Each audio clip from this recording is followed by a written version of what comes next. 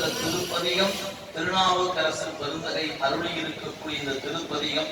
எனவே எப்போது திருவாரூரை இடமாக கொண்டு இறைவன் தோன்றினான் என்பது யாராலும் அறிந்து சொல்ல இயலாத பழமையுடைய பெருமான் என்பதனால் தெய்வ சேக்கிழார் பெருந்தகை முற்றிடம் கொண்ட புராணனை என்று பெருமானை புராணனன் என்று போற்றுகிறார். புராணம் என்ற பழமையானவன் என்று பொருள். எனவே புற்றிடம் கொண்ட புராதனனை பூங்கோயில் மேய பிரானை என்பது நம் சேக்கிழார் பெருமானுடைய திருவாக்காகும். அத்தகைய பெருமானுடைய அருள் திறத்தை வியந்து போற்றுகிற திருப்பதிகள் இப்பொழுது வேள்வியில் விண்ணப்பம் செய்யப்படுகிறது.